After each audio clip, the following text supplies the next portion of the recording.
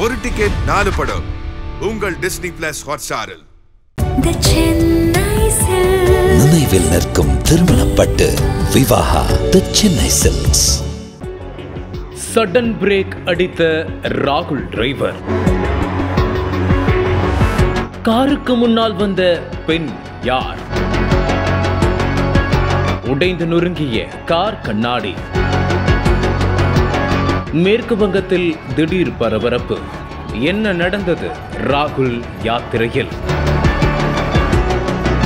காங்கிரஸ் கட்சியின் முன்னாள் தலைவர் ராகுல் காந்தி எம்பி கடந்த 2022ஆம் ஆண்டு செப்டம்பர் 7ஆம் தேதி இந்திய ஒற்றுமை பயணம் என்ற நடைப்பயணத்தை கன்னியாகுமரியிலிருந்து தொடங்கி ஸ்ரீநகர் வரை 3750 கிலோமீட்டர் கடந்து முடித்தார்.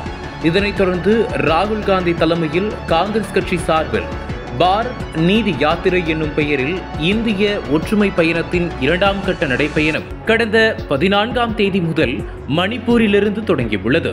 மேலும் மும்பை வரை இந்த யாத்திரையை மேற்கொண்டு மார்ச் 20ஆம் தேதி வரை நடத்தவுள்ளதாக திட்டமிடப்பட்டுள்ளது. பல்வேறு மாநிலங்கள் வழியாக பயணித்த ராகுல் காந்தியின் யாத்திரை பீகார் மாநிலத்திற்குள் நுழைந்தது.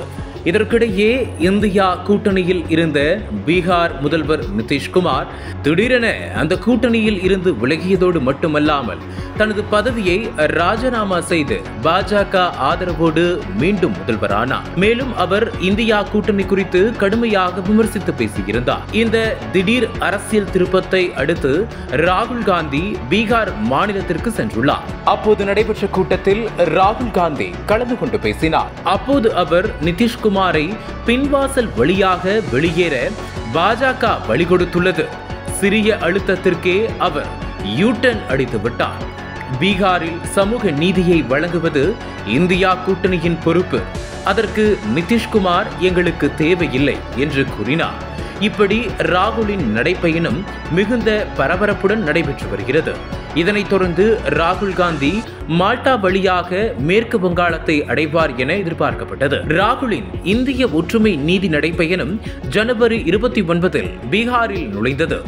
தொடர்ந்து 2 நாள் பீகாரில் பயணம் மேற்கொண்ட காந்தி இன்று காலை பாரத் ஜோடோ நியாய யாத்ராவின் ஒரு பகுதியாக மேற்கு வங்கத்தின் மால்டா மாவட்டத்தில் பயணம் செய்தார். அப்போது அவரது கார் மீது அடையாளம் தெரியாத நபர்கள் திடீரென கற்களை வீசியதாக மேற்கு வங்க மாநில காங்கிரஸ் கட்சி தலைவர் ஆதிர் ரஞ்சன் சௌத்ரி கூறியுள்ளார். மேற்கு வங்கத்தில் நுழைந்த வாகனத்தின் மீது அடையாளம் தெரியாத நபர்கள் இன்று தாக்குதல் நடத்தியுள்ளனர். ஆனால் நல்வாய்ப்பாக அந்த சமயத்தில் வாகனத்திற்குள் ராகுல் காந்தி பயணிக்கவில்லை, வெளியே இருந்துள்ளார் என சொல்லப்படுகிறது. தாக்குதல் நடத்தப்பட்டதில் வாகனத்தின் பின்புற ஜன்னல் முற்றிலுமாக உடைந்து காணப்படுகிறது. ஆனால் ராகுல் காந்திக்கு எந்த விதமான காயமும் ஏற்படவில்லை என சொல்லப்படுகிறது. இதுகுறித்து காங்கிரசின் மூத்த தலைவர் ஜெய்ராம் ரமேஷ் பேசுகையில், ராகுலின் கார் கண்ணாடி உடைக்கப்பட்டுள்ளது. ஆனால் எங்கள் யாத்திரையை யாராலும் தடுக்க முடியாது. இந்தியா கூட்டணி இதை கண்டெல்லாம் அஞ்சாது. இந்தியா கூட்டணியை வலுப்படுத்துவதே எனது நோக்கம் என்று மேற்கு வங்க முதலமைச்சர் கூறியதை நினைவூட்ட விரும்புகிறேன் என்றார்.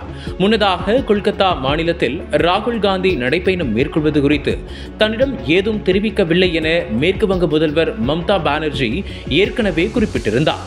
லோக்சபா தேர்தலுக்கான தொகுதி பங்கீடு தொடர்பாக மேற்கு வங்கத்தில் காங்கிரஸ் மற்றும் திரிணாமுல் காங்கிரஸ் இடையே பதற்றம் நிலவி வரும் நிலையில் இது நடந்துள்ளது.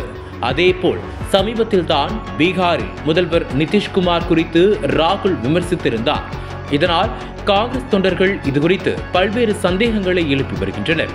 இது தொடர்பாக காங்கிரஸ் கட்சியின் அதிகாரப்பூர்வ பக்கத்தில் மேற்கு வங்க மாநிலம் மால்டாவில் ராகுலை சந்திக்க ஏராளமானோர் குவிந்தனர்.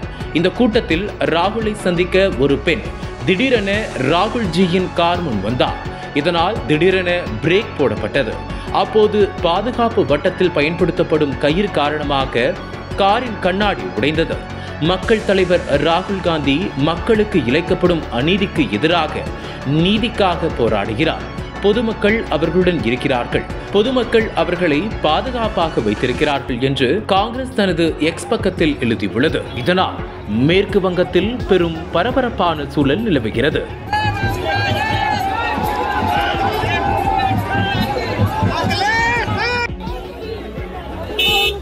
जिंदाबाद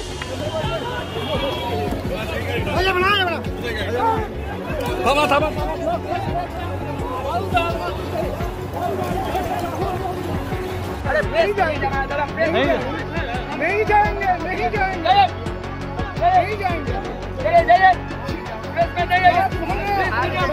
मीडिया प्लीज यार,